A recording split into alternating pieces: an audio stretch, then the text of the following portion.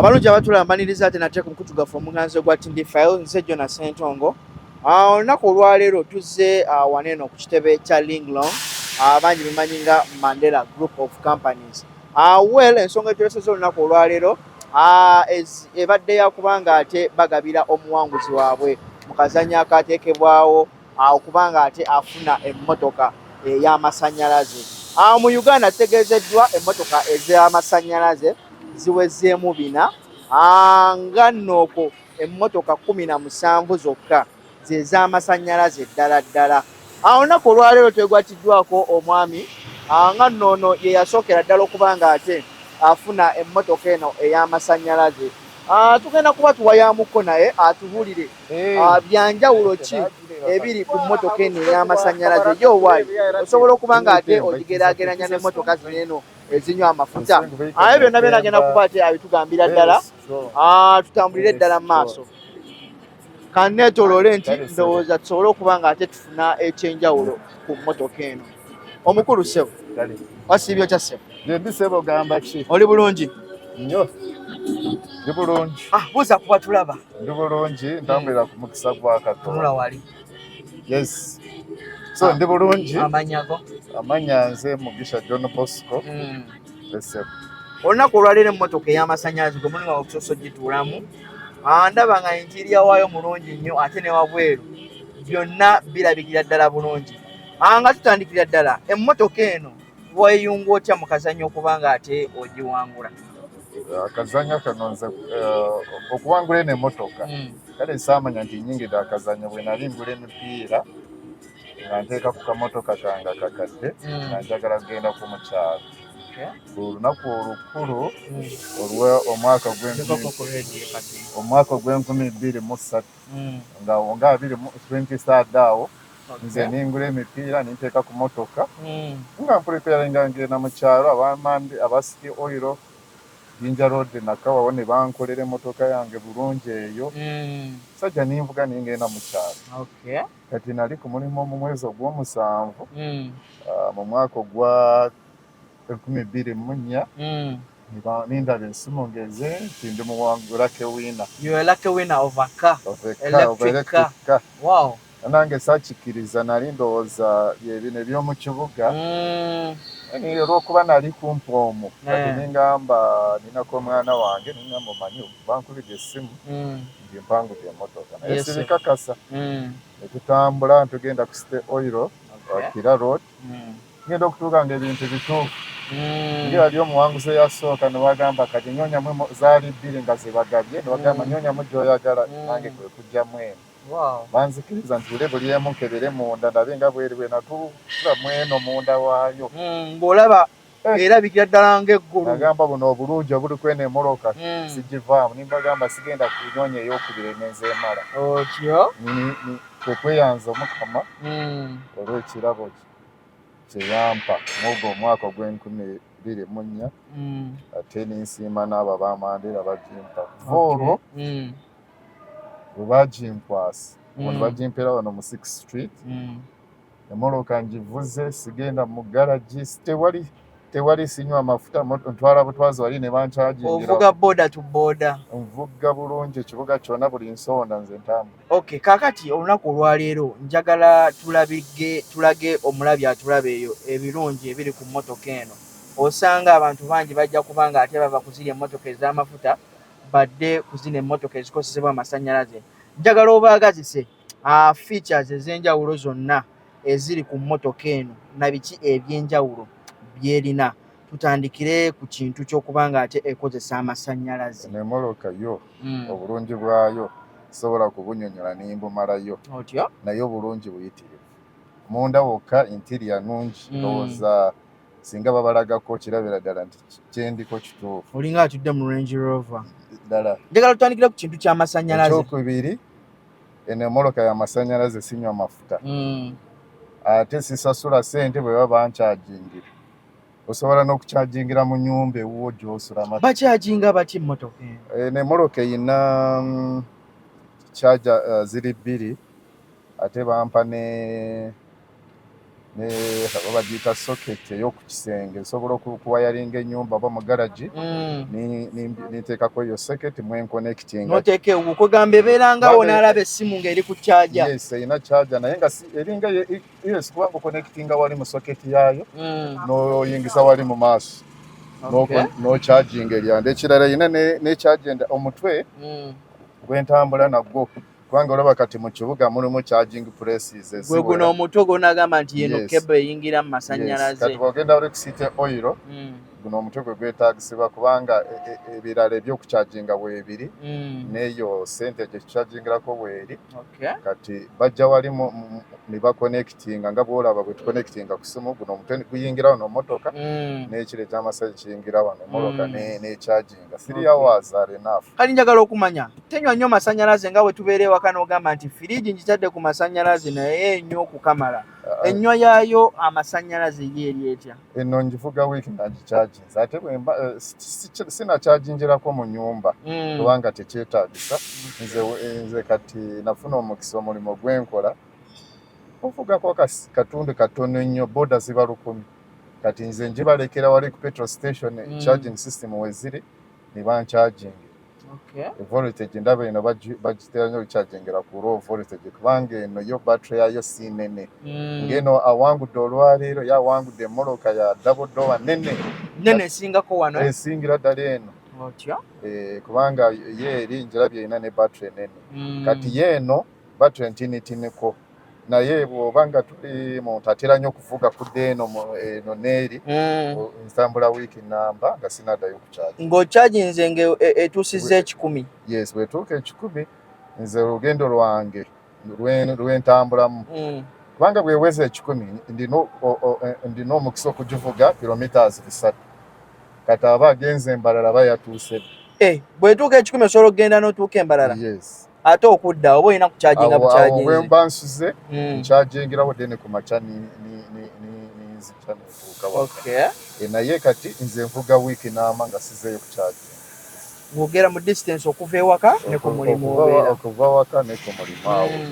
Kati kangeze abavuzi b'amamotoka abasinga ogenda okulaba emmotoka esise emmotoka eno yo ekuwoningirawo n'ekutegeeza nti omuliro. Eno yo bw'ocharginga ekulaga otuuse ku 1,000 bw'ovuga ebeera ekulaga kati ebeera ekugamba zikendedde zituuse ku 9 zituuse ku 8 zituuse ku 3 ebeera ekulaga ne distance esigaddeyo okutambula n'okola ki n'omali kola eryanda ne ligwako.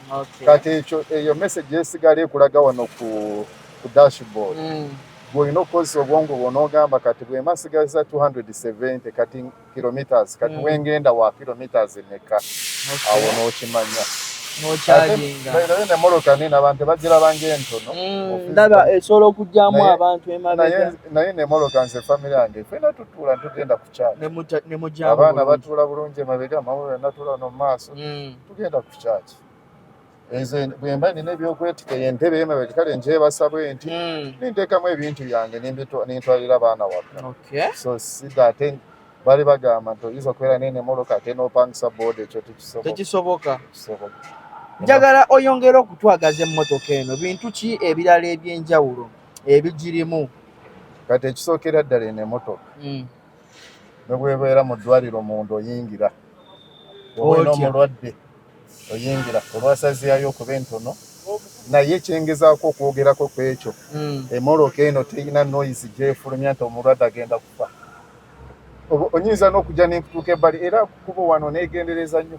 Nze bwe mba nvuga bano abakyala abavubuka obwana obuto nze nvuga mpola kubanga mba nkimanya abatakiwulira. Kati ntuukawo making a sound nga zino emmotoka ezibokola making a sound very easy etambula mpola. Ekyokubiri obutagenda mu magaragi pozi bana ba boda olw'okututomaatoma eno tefaafa eno emmoloka omanye emmoloka bulijjo bw'ogivuga etuuse ekiseera ng'olina okukola service change oil ebyo tebiriimu by'okuchenjinga oil tegendamu oil ebyo tebiriimu ebeeramu ne kaakula nti kali awo ate olwa battery tekiteekakozesa so nze kati okuva mu gw'omusanvu okutuusa olwaleero January sigenda nga mugale sifulumyanga ne shillings 10 kwene mu ate bino kukyusa mipiira bitya ebyo kale ebyo biri ebyo byo bikola bijja kukolebwa kubanga bagimpa n'emipiira gyayo nga mupya n'emmotoka esasula omusolo naguwa sijja kulimba ku ky'omusolo ono importation bagimportinga nze bagenda wali minyola ne bakyusa ebiwandiiko byonna ne basasula ne insurance third party ne bagimpa kati importation enemoloka n'obutini bwayo value yayo nga tebiriimu importation olina okuba olina $4 million okuddabagula nga tonateekamu import duties naye bw'oba otaddemu ebyemisolo nga bwe twagenda online tulaba China Uganda then tulabamu emisolo okwata $63 kano obutini kano okugifuna eno miliyoni ogweranga mu 6 wow kano akantu n'obutini bwako kyewuunyisa ate okuba obulungi kati ate bw'oba ofunyemu obuzibu wano weena set up wano ogenda wano n'oset wano ojja wano ogenda muno n'osetting emmotoka yo n'olaba kati kikyoyagala okukola obeera okikolera muno bw'oba olinamu any issues with the wheel balance in terms of pressure byonna wano ekulaga nti emmotoka yo teteredde weetaaga wheel alignment kati nze ntera nnyo jwa abaana ba City Oil ba engineer baabwe gye bawa ninga mpuliriddemu kano mpuliriddemu engeri gyereeta kuula nteno esi kati okambule ku esi yayo ekuba etya kati olaba esi osetingiramu obeera obirabiramu ogiraba kati bw'otuuka wali bo baba basetinga ne bakugamba this is a problem once this computerized baba balaba ekizibu wekiri ne bakitereerezaawo kwegamba eri computerized olinga onoolaba emmotoka za Benz bagikanikira ku computer is it eno ekuwa nti ekizibu kiri wano n'okimanyiraawo kati ate sinafuna ebyo ebizibu ebigamba you need to go to the garage so obiraba obubeera small troubleshooting maybe omwana yazzeemu n'abaako ya changes nga teka kutawaanya kati kambuuze ya manual oba automatic this is automatic n'omulema avuga wano wookyusiza epeesa oliraba liringa lya radio wano kati wano ntaddemu parking reverse bwe mba ndi wano reverse wano ebeera endaga ekulaga emabegawo dda ebeera ekulaga kamera wali ebeera ekulaga kugamba yo yakukyusa bukyusa peesa si bino byakusindika koloti otambuza peesa gyokkange ekulaga bagenda ne bagamba nti esi eno mu mmotoka ziri eri ez'amafuta etwala nnyo amafuta wano eno totwala battery tenywa nnyo battery bw'ogivuga nga waliko esi battery etambula nnyo kyekimu ekyo kyo kiri uniform buli wamu esi bw'ogitambulizaako the rate of battery reducing its strength kisigala nga kyekimu osose n'oŋŋamba nti nga tonnafuna mmotoka eno wali ovuga emmotoka ey'amafuta nali nina kasundi era kewekali wakaawo wakapaakinga bupaakinzi kali awo ngenda otuuka waka akawungeezi just kyenkola teekako engine ninkyusiza mu compound kaleme kaddiwa engine eyo kimanyi erina okubugumamu naye sijjeetanira tokyagyetaaga kati ey'amafuta wafuna eno wamala kireeta ne noise ati gonyumira tambula kukubo nga tokola noise tokola pollution kati era ne bwendaba zino engeri gye zireeta bifyumu saagalira ddala mbaera ndabira ddala nedda era singa si buzibu bwa ikonomi yaffe abantu baffe mazima ekirungi abalina ku ssente bavuga emmotoka ez'amasannyalaze bano abatalina babigire nga bavuga eza bulijjo kubanga ensi bwetyo bweri tetusobola kwenkana naye ekyansi singa erabika abantu abalina ku ssente bwe baba baagala okunyumirwa emmotoka bayinza okugenda ku hybrid kubanga hybrid omuntu abadde anywa tanks 2 ajja kukozesa tanki eno naye ate ye kyalinamu ka noise olwokuba erina eno terina engine erina n'obikula ali maaso mu bonnet battery yeriwo kale nga tumaliriza bubaka ki bwoyinza okuwa nga ate owa abantu okubanga ate tukola revolution mu nsi yaffe okuva ku bintu ebyo ebiri let me say like ebitali environmental friendly nga bw'onoolaba zino eno emmotoka z'amafuta, ate tudde ku kino ekintu ky'okuba nga tukozesa electric vehicles ekinaaba environmental friendly eri eggwanga lyaffe. Bubaka ki bw'oyinza okuba nga tuwa abantu? Nze sooka ne gavumenti yaffe ennungi kubanga nze ndowooza gavumenti yaffe engeri gyetandiseewo ezo emmoloka ezikolebwa Bakira Motors, singa bakolayo n'emmoloka ezo entinitini abantu ze basobola n'ejjaku emisolo ku ebyo ebintu ng'ebyo zi motocycle ezikozesa amasannyalaze, emmotoka ng'ezo as a way of encouraging Ugandans okuzigula sente ensaamusaamu ezo Abannayuganda kubanga Abannayuganda abasinga balina obusobozi naye kati obusobozi bwaffe bufiira mu musolo gugenda ne gulinyirira ekintu ne gukyonoona. Emmotoka gye waleetadde $3 oba $2 ate osanga kumpi it is doubling. Naye singa gavumenti esobola ekintu ekyo okukyongezaamu amaanyi, obummoloka ne bufuluma bungi, abantu ne babuvuga, ekyo kyo kirungi kubanga olaba abantu tebajja kuva kuzirya emmotoka kubanga omuntu alina emmoloka, alina famire n'embeera erwo alina okutambulira mu mmotoka. So sijja gamba nti buli omu agende ku zino kubanga obusobozi kyekizibu. Naye gavumenti singa esobola ye bwesigala ng'ekitaddemu amaanyi nga bwe amaanyi ngalaba bagayina naye galina okwongerwamu. Yes, kubanga bwe tusobola okuyamba obutonde. Olaba wano bw'olwala fumes zino osanga ekifuba, abantu balwala nnyo pneumonia, balwala nnyo ebintu bingi, so many things olw'okuba lungs ziba zirwadde ziri affected n'olwala kwofu n'ekubeera ekizibu. Ndowooza zino zo it is the way to go. Energy related equipment tulina okukozesa, kabeere mu kufumba, kabeere mu bidduka nga ndaba obupiki bugenda buwera. Mpiki mbulabako nnyo ku makubo obwo. Kati bw'owulira nti pure electric cars ziri 17 ne gye bagabirwa egenda beya 18. Awo olaba obuzibu tukyabulina. Tulina okusimba emiti naye emmotoka nyingi. Kale n'olw'ensonga eyo ngenda kuba ate mbasiibulira wano eno. Ekintu kino ekya electric cars kiyongedde okuba nga ate nange kibaako motivation ey'enjawulo gye kimpa. Emmotoka eno ngituuseemuko ne ndaba interior waayo erabikira ddala bulungi, oyinza okulowooza otudde mu Range Rover. N'olw'ensonga ngenda kuba ate mbasiibulira wano, nze Jonas Ssentongo omukutu Tindi Files. Olunaku olwaleero tukoledde wano eno ku City Oil, Mandela Group of Companies, kampani ya Linglong eri mu nteekateeka ez'okuba nga ate egabira bannayuganda emmotoka ezikozesebwa amasannyalaze. Those that are called the hybrid and the fully electric. So the vehicle we are going to give away today is a fully electric vehicle. Okay? You don't need the combustion engine, you just need the electric motor to get on the road. Okay?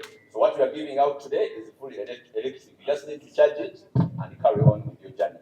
That's the bit of it. Okay. So are we ready? Has everyone put on their phones? Apart from the staff? Okay. Yes, those watching live, because I know we have live coverage here, switch on your phones. We're going to do the final draw for the winner of the EV vehicle. So turn on your phones. If you're called, you'll be able to pick, answer, and then we declare you the winner. And the fully electric vehicles actually are very few in the country. We've got so many electric vehicles, the report showed over 420, Frederick, over 420 electric vehicles, but they say the fully electric are only 17. So the one we are going to give out today, maybe it's becoming number 18. 100% the beauty electric of this promotion that we are conducting today. Okay, so having said all that, I think now we are getting to the real end of this promotion, of this draw, by picking our lucky winner who is going to get away with a brand new electric vehicle, and it's going to be handed over by the Linglong president on Saturday. Okay? Okay, so let me request the branch managers again. Shuffle. Yeah. Last shuffle, last prayer, and we pick the lucky winner. Bombo Road has been already represented, Nakao has been represented. Shuffle, Yusuf, come. Roble. Our host, come and shuffle. Who is going to be the lucky one in this second edition of the electric vehicle promotion? Like I told you, these ones are slightly bigger. They have got a very wide seating capacity, and you just need electricity. Okay, so I'll request Honorable Dusman, assisted by Mr. Tim, step forward. Our draw box. Mr. Tim is the chief watcher of Mr. Dusman. Maybe he will hold my other hand. No, no, he is the chief watcher in case you play. So, Tim, watch Honorable Dusman closely as he shuffles and picks During the last the winner today. he made lots of prayers that he wants to be a winner. I want to believe that you didn't bring like 10 vehicles for tires. I have to tell you, my wife participated in this thing and she shares my name, Okay. and I pray that I pick that name. Let me make it clear. I don't have any magnet. Okay. Mr. Tim, check properly. I'm certified, so whatever I'm going to pick will be real. Mr. Dusman atulondera omuwanguzi waffe agenda otwala emmotoka akawunga zikanaakolwa leero. Kyakola ekyo kye kibayita okushafolinga okubeera nti no yeetoolooza box yonna. During the final shuffle, pick the grand winner. Of course, I know he's not going to look there when he's speaking. So, And Sadiq, get ready with your line. We call this person, and Mr. Dusman is a multilingual person. He can speak to this person in any language. ani muwanguzi musajja mukyala yakolera ku branch ki kye tulinza okutegeera olwaleero emmotoka tugenda gimuwa n'ebiwandiiko byonna ebigenderako tewali kabudde okyali mu control. Yes. Okay. Who is the lucky one? A brand new electric vehicle.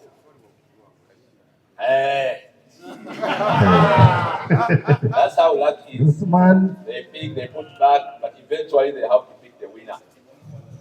Okay. Mr. Tim, are you watching properly? Okay. You're still in control? Yes? The lucky one.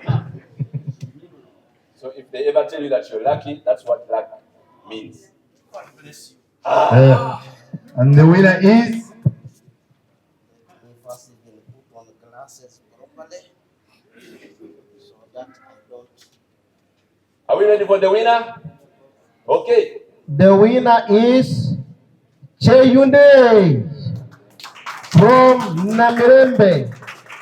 Congratulations, Cheyune. You have one name, but you can't believe this. Look at this number. My number is 0772 40 72 46. Now mark this one. The number is 0772 40 72 86. Congratulations. congratulations, Cheyune. You need to pray for Mr. Dusman. And we're going to call Bwana Cheyune. That alone shows that you really prayed so hard. But Hello, Akulu Cheyune, Wanji, jebaleko sebo. wali sewona Nili jiwa. wano ku 6th Street kusita tires ekintu kye bayita lingrogo kimanyi emipiira egyo wagulako ku mipiira wagigula wa mukulu Cheyune. Mandela yagirina. Mandela yagiina. So nina essanyu okugamba nti no mu maaso gange nina bannamawulire, nina buli omu yenna ali mu maaso gange. So owangudde emmotoka ey'amasannyalaze gye bayita electric vehicle gwe muwandiika. congratulations. Murufuti, Mr. Cheine, you are the winner of the electrical vehicle in the first draw. We are going to congratulate you and you are going to get more information. You are no 6 feet, Bonaba Kuraba, Buyoba Namawri, the era ndi wasanyu nnyo okulaba nti nze nkukyayume erinnya wateekako limu eryokubiri kwani Godfrey obeera wa Kanyanya. baasi Kanyanya no bajja kulabanga ku mmotoka yo ey'amasannyalazi. Congratulations.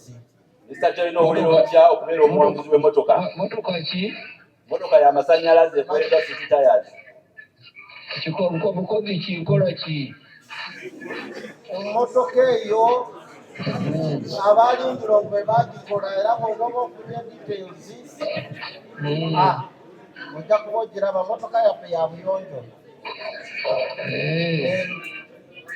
Tujja kukubira ojje ku ofiisi ogirabe then bagenda kuwa details diro ogenda ogikima naye congratulations.